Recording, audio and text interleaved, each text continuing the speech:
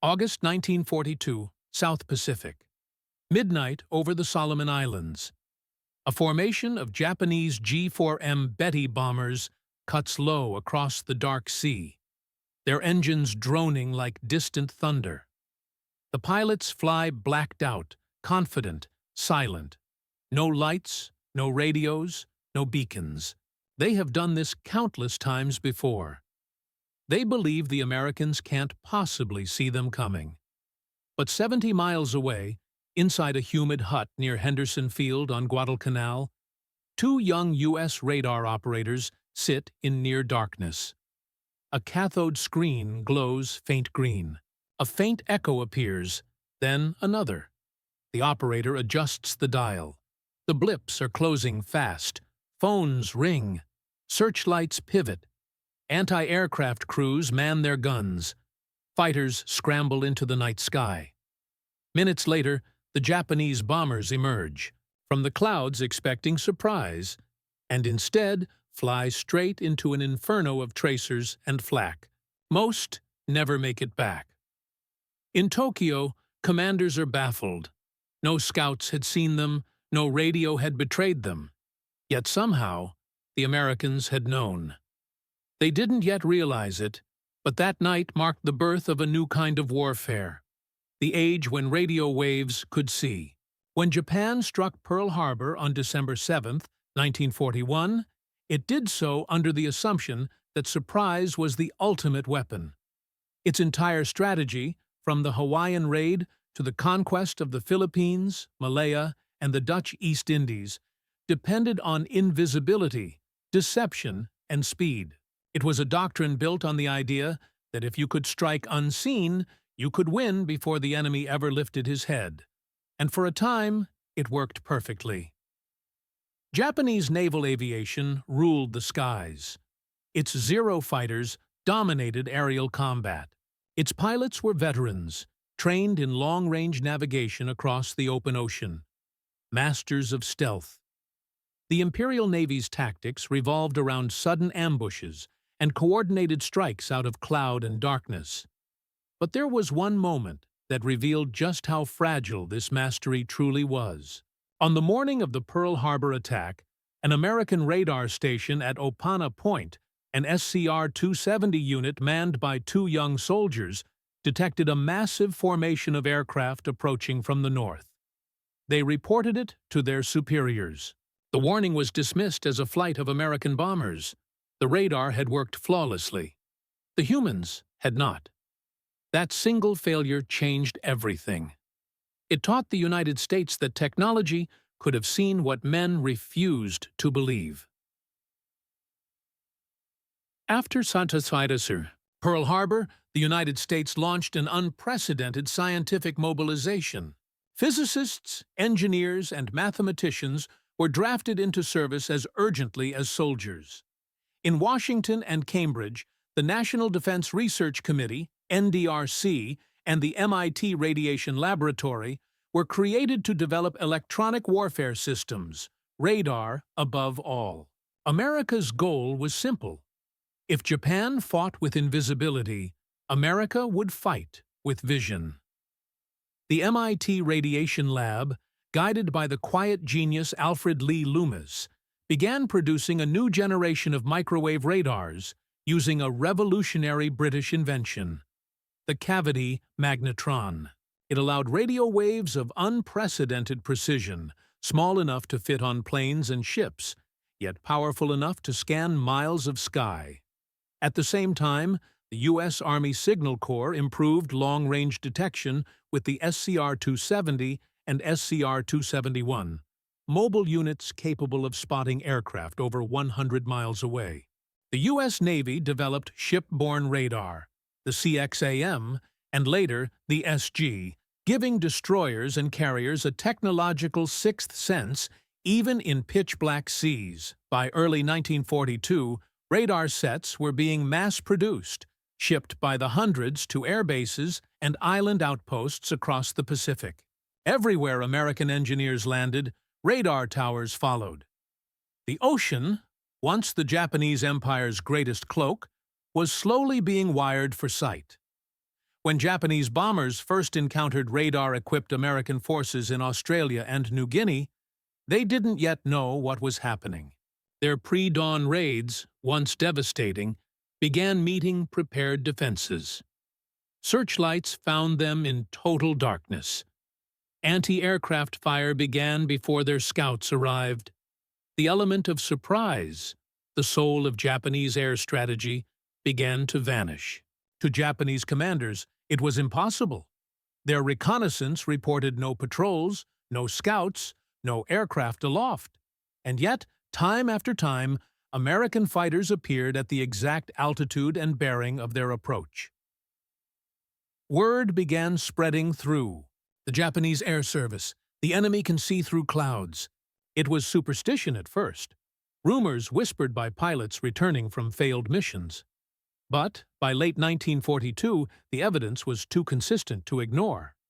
Something, unseen and unknown, was predicting their every move. While the Japanese tried to understand, the Americans were building.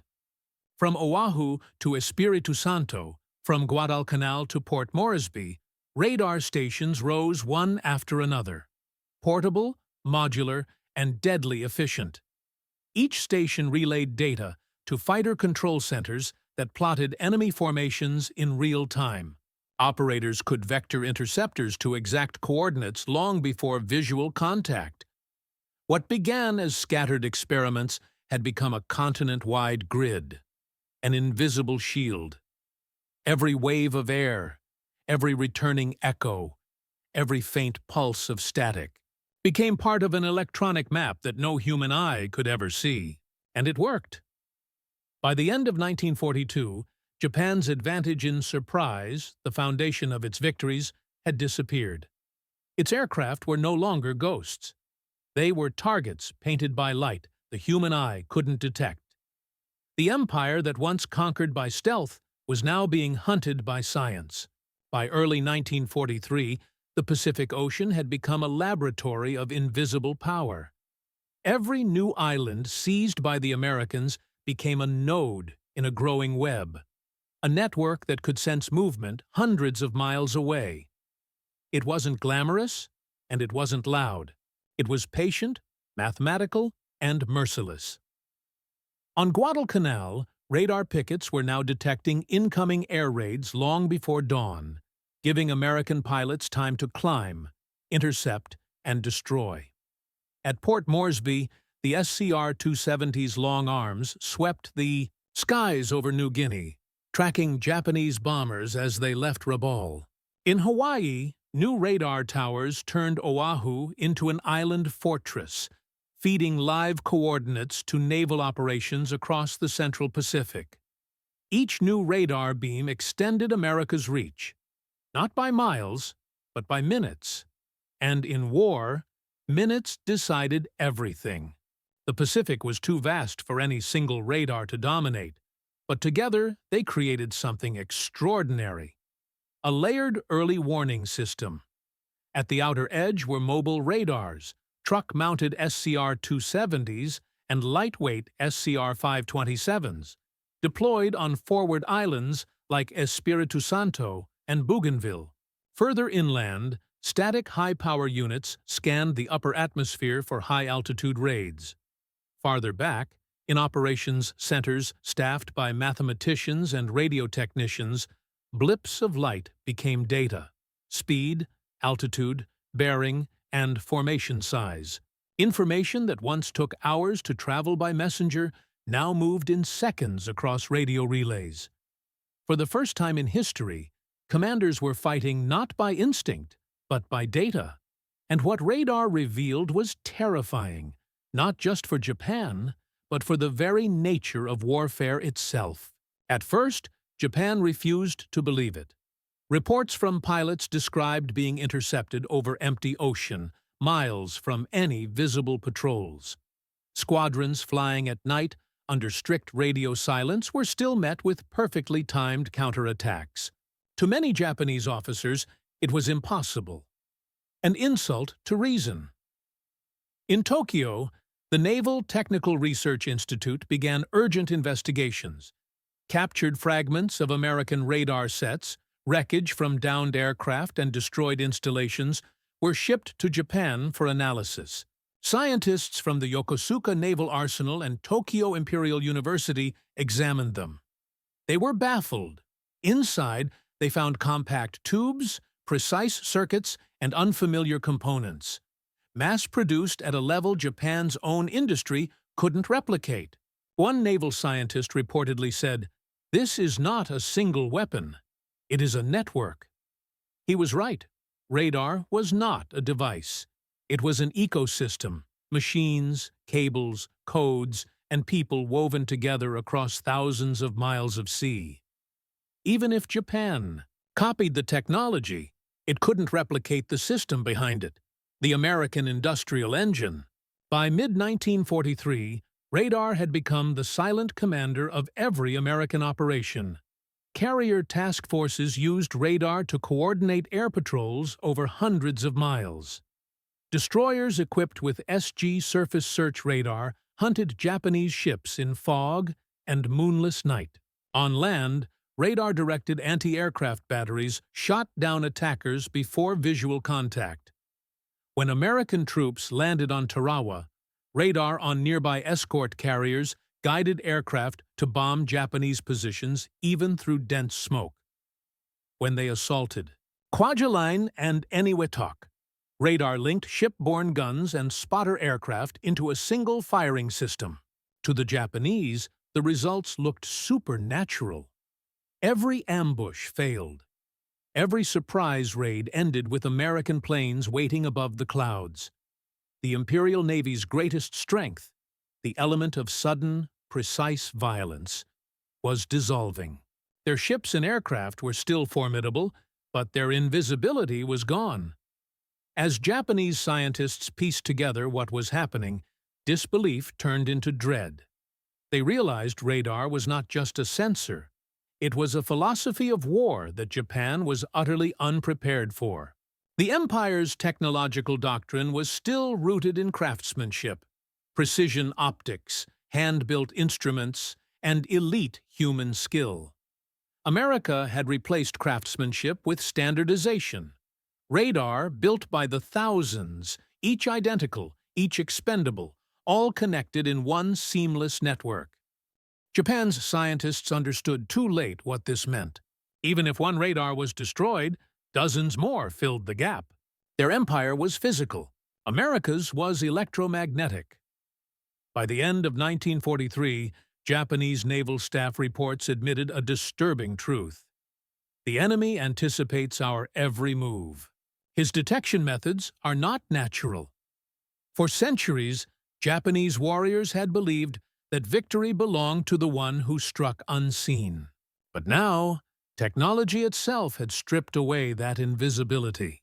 Their pilots, once the hunters, had become the hunted. The Pacific was no longer an ocean of darkness. It had become a stage lit by invisible light, light that only one side could see. And soon, that light would turn every battle, every air raid, every desperate maneuver into a test of faith against science. Radar, radio detection and ranging, was built on one elegant principle: send a pulse of radio energy into the air. Wait for its echo to return. Measure the time between transmission and reflection, and you know the distance to whatever reflected it. It sounded almost mystical, seeing with electricity. But by 1942, it had become the most powerful sense in modern warfare. The Americans perfected it with precision and scale. Each pulse lasted only microseconds. Each reflected signal painted a tiny spark of light on a circular screen. Dozens of these pulses per second created an ever-updating picture of the sky. It didn't show detail, it didn't show color, but it showed what mattered most: presence. The SCR-270 could detect an aircraft 120 miles away. The SG radar could find a ship in heavy seas at 20. And the new microwave radars, born from the British magnetron and refined by the MIT Radiation Lab, could even distinguish a bomber from a storm. To those who watched the glowing screens, It felt like magic made mechanical. They weren't soldiers with rifles. They were listeners in the dark, priests of radio waves, deciphering invisible patterns of motion. They couldn't see the enemy, but they knew exactly where he was. Inside every radar hut or shipborne control room, the air was thick with heat, sweat, and the smell of ozone. Operators sat before circular cathode screens, their eyes adjusting to the faint green glow. Each sweep of the line meant another second of vigilance. They worked in pairs, one watching, one recording, both chained to concentration. Their world was defined by silence. Static crackled through their headphones. They spoke in low tones, their words clipped, mechanical, precise. Echo bearing 140. Range 80 miles. Speed increasing. They were not heroes in the traditional sense. They didn't charge beaches or fire guns, but every warning they gave saved lives. When their blip appeared, entire fleets moved. When they failed, men died. In the jungles of Guadalcanal and the rain-soaked outposts of New Guinea, radar crews lived in isolation. They fought not against the enemy, but against exhaustion, heat, and the ceaseless hum of generators. Power failures were constant. Mosquitoes swarmed the consoles. Sometimes the radar would go blind for minutes, a broken fuse, a fried tube, and in those minutes, the men felt true fear. They were the first soldiers to fight a war they couldn't see, and though they never aimed a weapon, their screens decided when and where every weapon was fired. For them, victory wasn't measured in kills, it was measured in absence. No surprise attack, no bombed airfield, no sinking ship. When nothing happened, it meant they had done everything right. Radar alone didn't win battles.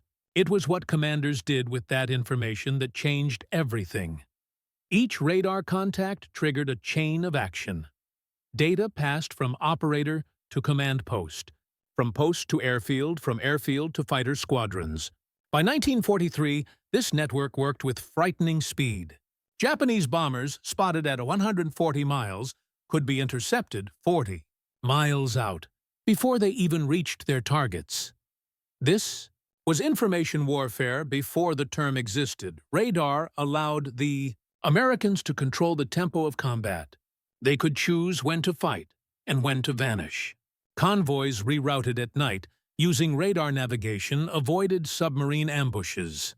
Destroyers, guided by radar rangefinders, could aim guns through fog with unerring precision. Carrier groups used radar to choreograph hundreds of aircraft in total blackout, maintaining order across invisible skies. To the Japanese, it looked like supernatural coordination. In reality, it was geometry, electricity, and timing. The three new weapons of the modern world. Even the rhythm of warfare changed. Before radar, battles ended at nightfall. Now, the Americans fought through the night. Night became no longer an ally of stealth. It became a trap for anyone without radar. In the Pacific, this inversion was profound. The Japanese had once ruled the dark with their long-range bombers and night-trained destroyers, but now, under the eyes of radar, the night belonged to the Americans. Radar had done more than extend vision. It had abolished darkness itself. And for a nation that had once defined its warfare by surprise, that was more than a tactical loss. It was the death of a philosophy. Soon, Japanese commanders and scientists would confront that death directly. Not on the battlefield, but in laboratories and bunkers, as they tried desperately to understand the thing that saw them coming. By late 1943, reports began to reach Tokyo that made little sense. Entire bomber squadrons were being destroyed before they even sighted their targets. Nighttime naval raids ended in disaster as American destroyers opened fire through fog and darkness. Perfectly aimed, without spotlights or flares. Japanese commanders couldn't comprehend it. To them, war was still a contest of skill and instinct. Their pilots were trained to navigate by stars, to fight by intuition, to rely on human senses sharpened by discipline. The idea that an enemy could see them hundreds of miles away through invisible waves seemed unscientific, even superstitious, when fragments of American radar were recovered from wrecked aircraft and island installations. Japan's leading physicists were summoned to study them. Men from Tokyo Imperial University and the Naval Technical Research Institute gathered in labs, turning the strange black boxes over in their hands. They found power amplifiers, pulse modulators, vacuum tubes, and precision components unlike anything Japan could mass-produce. At first, they thought it was radio navigation. Then they realized it was something worse. They called it Denpa Hyoji, electric wave vision. And when the first working American SCR-270 set was captured intact in the Philippines, the truth became undeniable. Radar could not only see across miles of ocean, it could distinguish formation, altitude, and bearing. One Japanese scientist later confessed after the war, "We were terrified. It was as if the enemy had opened a new sense beyond the 5 we knew." From that moment, Japan's high command understood that the war had entered a realm they could no longer control. If Japan's weakness was disbelief, America's strength was faith, not in luck or intuition, but in numbers. Admiral Chester W. Nimitz and General Douglas MacArthur were not scientists, but they trusted science completely. Both saw radar not as an accessory, but as a doctrine, a new way of commanding war. Nimitz's headquarters at Pearl Harbor was linked to dozens of radar posts stretching from the Aleutians to Australia. Every blip that appeared on a radar screen somewhere in the Pacific could be relayed within minutes to Fleet Command. The ocean had become a map in motion, updated in real time. Under MacArthur, radar was integrated into the island-hopping campaign. Every new airfield came with its own radar detachment. Before the engineers poured concrete for runways, they erected radar towers.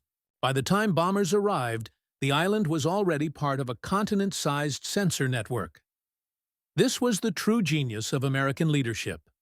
They turned a scientific invention into a strategic organism. Each radar site was like a nerve cell, each operator a synapse, and the Pacific, once the vastest battlefield on Earth, became a single living system of perception. Nimitz called it simply the network. MacArthur called it eyes over the ocean. But it's real. Power was not in seeing the enemy. It was in knowing before deciding. For the first time in history, generals commanded not by reaction, but by prediction. And in that quiet shift, the age of modern warfare began. Every war has its moment of transformation, when one technology changes not just how men fight, but how they think. For World War II, that moment was radar. Before radar, battlefields were defined by uncertainty. Every commander lived in fear of what he couldn't see. The fog, the night, the hidden fleet beyond the horizon. Radar destroyed that fear for one side and magnified it for the other. It didn't just reveal the enemy, it revealed the truth, the illusion of control, the myth of invisibility, the faith in surprise, all shattered in the glare of electromagnetic light. To the Japanese, this was more than a tactical loss. It was existential. Their empire had built itself on the power of the unseen. The sudden strike, the silent approach, the perfection of secrecy. Now, secrecy itself was obsolete. To the Americans, radar became a metaphor for a new world. One where power came not from brute strength, but from awareness. It was the beginning of the information age, born in the jungles of Guadalcanal and the decks of Pacific carriers. And behind every pulse of light on a radar screen was the quiet birth of a new philosophy. That knowledge, not courage, was the ultimate weapon. By the dawn of 1944, Japan's scientists were rushing to catch up, and its admirals were beginning to fear that their fleets were sailing through a world already mapped and measured by the enemy. The ocean, once their sanctuary, had turned into a mirror, and every movement, every plane, every ship reflected back to its pursuers. The next chapter of the war would prove just how deadly that reflection could be. March 2, 1943, the Bismarck Sea, north of New Guinea. Dawn rises over gray waters streaked with fog. A Japanese convoy, 8 troop transports escorted by 8 destroyers, steams south from Rabaul toward Leh. On board are more than 6,000 soldiers, reinforcements for the defense of New Guinea. The mission is vital. If they land safely, Japan can stabilize the front. If they don't, the path to the Philippines and beyond will lie open to the Allies. The Japanese commanders are confident. Their fleet departs under thick weather cover and radio silence. Allied reconnaissance planes spot nothing. To them, it feels safe, invisible. But 200 miles away, at a newly constructed radar post near Dobodura, Australia, a faint pattern begins to appear. Tiny arcs of light, pulses, rhythmic and slow. The convoy, hundreds of miles distant, has been detected. Within minutes, the information travels up the chain. By the time the Japanese ships cross halfway to Leh, General George Kenney's 5th Air Force already knows their course, speed, and estimated arrival time. The Americans have hours to prepare. The Japanese have no idea they've been found. Allied radar operators coordinate with coast watchers and aerial reconnaissance to confirm the data. It aligns perfectly. Kenney's staff call it the radar net, the ability to track an enemy fleet without ever seeing it. By dawn on March 3rd, the trap is ready. American and Australian bombers, B-17 Flying Fortresses, B-25 Mitchells, and Beaufort torpedo planes lift off from airfields at Port Moresby. They fly low, guided not by visual spotting, but by radar vectoring. Each group knows exactly where to find the convoy. The Japanese are still unaware. When the first formation of bombers breaks through the cloud, the sea below is speckled with ships. The element of surprise, once Japan's greatest weapon, now belongs entirely to the enemy. At 09:30 a.m., the attack begins. Radar-directed bombers come in at multiple altitudes. High-level B-17s drop bombs from 6,000 feet, forcing the ships to maneuver. Moments later, low-flying B-25s streak across the waves, releasing bombs that skip along the water's surface. A deadly innovation called skip bombing. The radar data has given them perfect approach timing. Every ship is bracketed in fire. Japanese destroyers twist violently, their gunners firing blindly through smoke and spray. Their air cover, scrambled too late, never arrives in time. Their bases at Rabaul had no radar to detect the Allied strike in advance. The convoy is being slaughtered in real time. Within 2 hours, it's over. All 8 transports are sunk. 4 destroyers follow them. Thousands of soldiers die in the sea. Of the entire force, fewer than 1/200 reach shore. From the air, Allied crews can see oil slicks stretching for miles, a graveyard of steel glowing under the tropical sun. It was not just a battle, it was a revelation. Radar had turned the ocean, once Japan's refuge, into an open plain. For the first time, every element of modern warfare worked in concert. Radar detection, radio coordination, air interception, and precision bombing. The Japanese convoy never stood a chance because it never truly disappeared. The sea had betrayed it. Japanese survivors reported their horror afterward.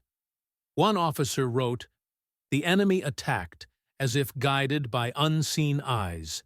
Even when we hid in rain squalls, their bombs found us." To the Japanese Navy, it was a nightmare. a perfect ambush orchestrated by an enemy who had seen them before they saw anything at all. Back in Tokyo, the reports triggered alarm among Japan's scientists. How could the Allies detect a convoy? Through cloud, rain, and distance? Experiments were rushed into motion. Physicists at the Navy's Institute of Technology began testing crude detection systems, but Japan lacked the raw materials to build magnetrons, the heart of microwave radar. Without them, their sets were weak and unreliable.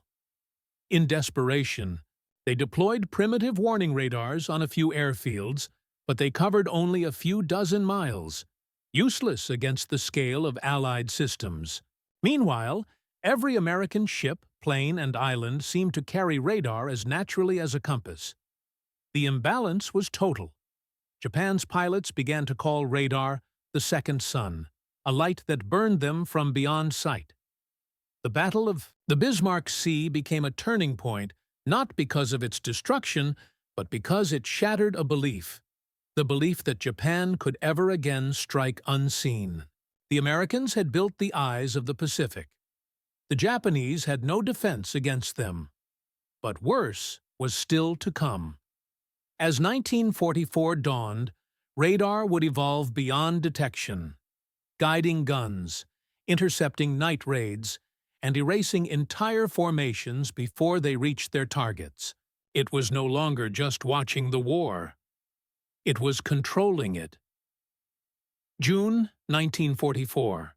The Marianas, Central Pacific. The humid air above Saipan is thick with the scent of oil and ozone. Japanese airfields tremble under distant thunder, not from storms, but from the engines of B-29 superfortresses assembling hundreds of miles away. They are climbing, aligning, forming precise formations guided by radar navigation that keeps them in sync even across open ocean. On Japanese radar, primitive, low-frequency sets straining for range, there is nothing. The skies appear empty, the horizon silent. And then, without warning, American bombs begin to fall. The Imperial Japanese Navy's combined fleet scrambles. The famed mobile fleet, under Admiral Jisaburo Ozawa, prepares to intercept. They expect a traditional air battle, fighters versus bombers, where human skill and courage decide victory. But the Americans are fighting a different kind of war now.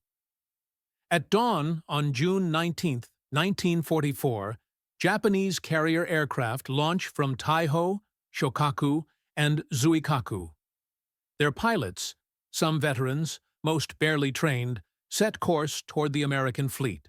They believe they've achieved surprise. They are wrong. Over 150 miles away, aboard USS Lexington, radar operators are already tracking them. A pattern of echoes ripples across the cathode screens. Hundreds of incoming planes, altitude 15,000 feet, heading 095. The radar data feeds directly to the Fighter Direction Center. Controllers begin vectoring F-6F Hellcats into perfect intercept courses. The first radar contact report reads, "Bogies, range 120 miles, bearing 290. Minutes later, the sky erupts. The Japanese never even see their enemy before dying. Wave after wave is cut down long before reaching their targets, slaughtered by radar-guided fighters that intercept with surgical precision. When the last Japanese formation arrives, it faces concentrated anti-aircraft fire, directed entirely by radar-controlled guns. The Americans no longer need eyes. They fight by instruments alone. By nightfall, more than 300 Japanese aircraft have been destroyed. The Americans lose only 29. Pilots begin calling it the Great Marianas Turkey Shoot. To Japan, it is more than a defeat. It is a revelation. Their warriors are being hunted by mathematics. What the Japanese didn't realize until it was too late was that by 1944, the Pacific had become a fully integrated radar grid. From Hawaii to the Marianas, from the Solomons to the Philippines, overlapping radar fields created a single continuous shield. Every radar pulse was now part of a larger equation. Ship-borne SG and SC radars handled surface targets. Airborne radar on night fighters patrolled unseen above clouds. Ground-based early warning sets fed live data to command centers where operators plotted raids on glowing glass tables. Even the B-29s used radar to navigate and bomb through overcast skies. The Japanese air defense network, fragmented, outdated, and limited to short ranges, could barely detect the first wave before the bombs began falling. In the skies above Tokyo, radar-equipped P-61 Black Widows hunted Japanese night fighters by tracking the faint reflections of their propellers. In the Philippines, destroyers equipped with fire control radar shot down incoming kamikazes with near-perfect accuracy.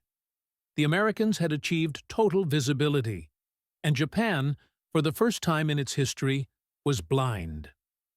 In Tokyo, Japan's radar scientists met in emergency conferences. They analyzed intercepted signals, captured components, and fragments of radar equipment recovered from downed aircraft. What they found horrified them. American radar wasn't just powerful, it was standardized. Each component, magnetrons, amplifiers, oscillators, was mass-produced with identical precision. Each device was interchangeable, replaceable, reproducible. Japan's radar, by contrast, was bespoke, handcrafted, delicate, inconsistent. It could never be scaled fast enough to match the American flood.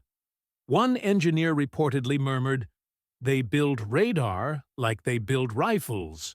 Even more shocking was the realization that radar was now controlling weapons directly.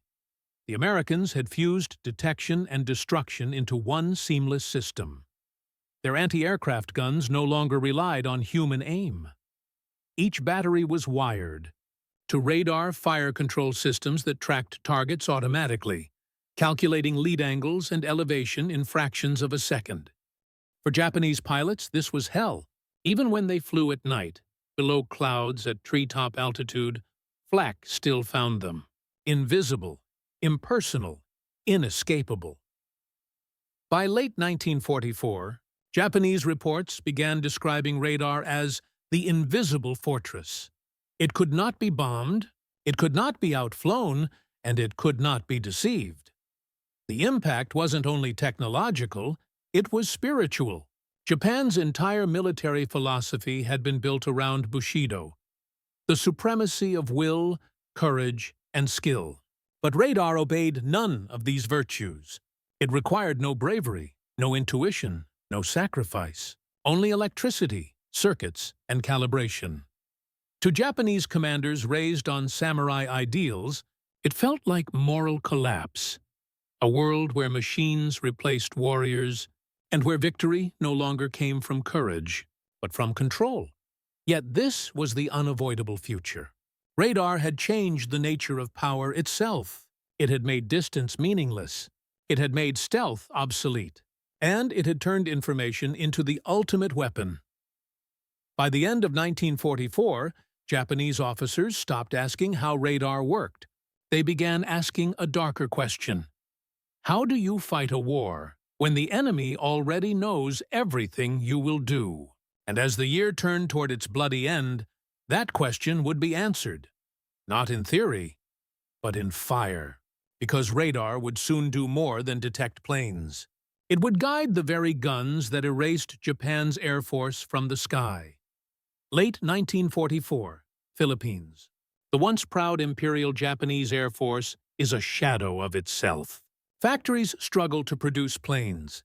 Fuel is scarce. Pilots are young, barely trained, often flying on instinct and prayer.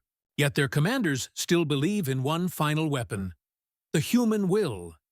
That will take form in the kamikaze. Thousands of young men, convinced that sacrifice could overcome science, are trained to dive their planes into enemy ships. They believe surprise and courage can pierce the technological shield that surrounds the American fleet. They are wrong. In October 1944, during the Battle of Leyte Gulf, Japan unleashes its first organized kamikaze attacks. More than 200 suicide aircraft are launched from Luzon and the Visayas. Their targets, the American carriers and transports supporting the invasion of the Philippines. Japanese commanders hoped to overwhelm the Americans by sheer chaos. Waves of aircraft appearing suddenly from the sun or the horizon. But the sea itself betrays them.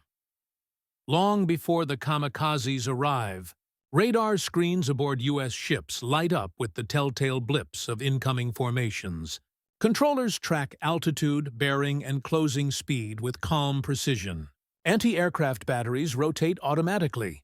Fighters launch from nearby carriers, guided by radar vectors that lead them straight into the path of the oncoming waves.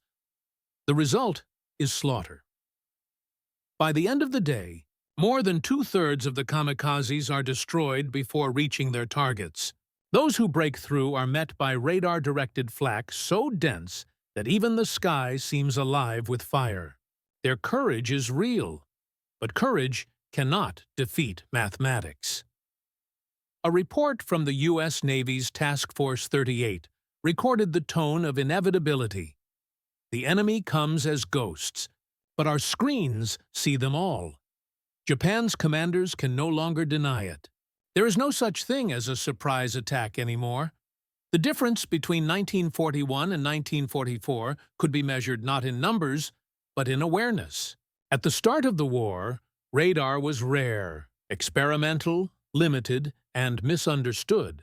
By its final years, radar had become the silent conductor of the entire Allied war machine.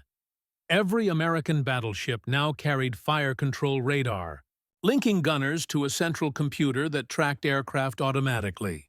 Each gun adjusted its elevation and timing in real time, responding to electronic feedback invisible to the human eye. Where once anti-aircraft fire filled the sky blindly, now it was precision-guided, mathematical, merciless. When Japanese pilots plunged toward carriers like USS Essex or USS Bunker Hill, the guns were already waiting, calculating the angle of descent before the pilot even committed to the dive. Many never reached the deck. They disintegrated in mid-air. Even the ocean itself was no longer a hiding place. American destroyers used radar to track Japanese submarines surfacing for air. Convoys navigated by radar through storms and darkness. Carrier strikes launched across hundreds of miles, timed perfectly by synchronized radar clocks. By the winter of 1944-45, the Pacific War had become a laboratory of total detection. Japan's remaining pilots, no matter how brave, were fighting inside a machine that saw everything. The impact on morale was devastating. Japan's propaganda had once promised divine protection. That spirit would triumph over machinery. But now, even the heavens felt mechanical. Every sortie ended the same way. Interception, annihilation, silence. Surviving officers wrote bitterly that radar had killed the element of mystery. In Tokyo, engineers wept over burned-out transmitters and empty factories. There was no way to close the technological gap. The U.S. radar network now stretched from Hawaii to Iwo Jima, an unbroken chain of electromagnetic vision that erased stealth from the Pacific. By early 1945, Japan's skies were transparent. Every movement, every sortie, every heartbeat of their air defenses was visible to American screens before it even began. In March 1945, as B-29s began their firebombing campaign against Tokyo, radar turned the operation into something chillingly mechanical. Even when cloud cover blanketed Japan, the bombers navigated flawlessly, guided by AN/APQ-13 radar sets that mapped cities with eerie precision. The Japanese air defense system, deprived of warning, overwhelmed by speed, could only watch as their capital burned beneath a rain of fire. From the ground, survivors saw nothing but the red sky. From the air, American crews saw only dots on a green screen. This was warfare without sight, without mystery, only data and destruction. The empire that had once struck unseen now lived and died beneath the constant gaze of an enemy who never blinked. And as Japan's cities burned, its scientists realized that they had not just lost the war of weapons, they had lost the war of perception itself. The Pacific was no longer a battlefield. It was a sensor field, an electromagnetic ocean where the future of warfare had already arrived. Spring 1945. The Pacific is no longer blue. It is gray, static, alive with invisible currents of energy. Across thousands of miles, radar pulses bounce endlessly. From ships, from aircraft, from islands fortified with antenna towers, the air hums with unseen light. Japan's empire has shrunk to the homeland itself. The Philippines are gone. Iwo Jima and Okinawa are falling. Each battle bleeds the last remnants of its air force and navy. And everywhere, radar dictates the rhythm of destruction. By mid-1945, the United States had achieved not only air superiority, but information superiority. It was no longer enough to bomb or sink. Now, America knew where to strike before Japan could even react. The U.S. Navy's radar picket destroyers formed a living perimeter stretching hundreds of miles around the main fleet. Each ship acted as an early warning node, detecting incoming raids long before they reached the carriers. They were the sentinels of an empire of machines. This radar web did not merely protect, it trapped.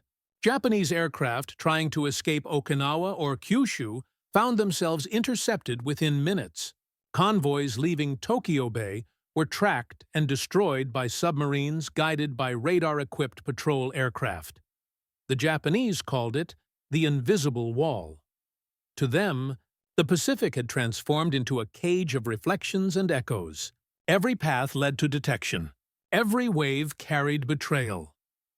On April 7, 1945, Japan sent its last great battleship, the Yamato, on a one-way suicide mission to Okinawa. Its goal? Beach itself on the island, turn its guns inland, and die as a fortress. To the crew, it was an act of desperate honor. To the Americans, it was a blip on a screen. Hundreds of miles before Yamato came within gun range, U.S. reconnaissance aircraft, guided by radar from carriers, located the ship. The coordinates were relayed instantly to strike groups waiting over the horizon. Radar aboard carriers plotted Yamato's movement, updating it in real time as waves of bombers took off. By the time the Japanese lookouts sighted the first aircraft, more than 300 American planes were already diving toward them. The entire engagement, from detection to destruction, lasted less than 2 hours. Yamato and her escorts sank beneath the waves, without ever firing a single, effective shot. What Japan's admirals once believed would be a glorious final charge ended as a radar-coordinated execution. As the war reached Japan's home islands, the technological imbalance became absolute. Radar directed everything. From B-29 firebomb raids to submarine ambushes, every operation ran like clockwork, each wave calculated by the invisible logic of electrons. Japan's scientists worked feverishly in underground labs, in Tokyo, in Nagasaki, in Osaka, attempting to replicate microwave radar. But their factories were gone, their power grid shattered, their copper supplies depleted. The few experimental sets that did operate were destroyed in air raids before they could ever be tested. In desperation, the Japanese military began to rely on spotters and lookouts again. Men with binoculars, straining into the haze, unaware that the enemy had already mapped them by radar. It was the collapse not only of defense, but of understanding. By July 1945, Japan no longer had an air defense system in any meaningful sense. Its radar stations had been bombed, its communication lines severed. its data centers annihilated. Every American bomber that entered its airspace was tracked, coordinated, and unopposed.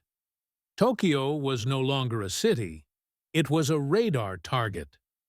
When Japan finally surrendered in August 1945, it did so under the watchful eyes of radar. Even the surrender flight, carrying Japanese envoys to sign the peace aboard USS Missouri, was guided safely by American radar from the moment it left Tokyo until it landed on Iwo Jima. It was symbolic. Japan's final act of the war was to follow the invisible signals of the very technology that had defeated it. On the deck of the Missouri, as the signatures were written, radar antennae rotated slowly above the horizon, scanning, vigilant, tireless. The empire of machines had replaced the empire of men. In the months that followed, Allied teams scoured Japan's universities and research institutes. They found laboratories half destroyed, notebooks filled with equations, prototypes of crude radar sets that had never worked.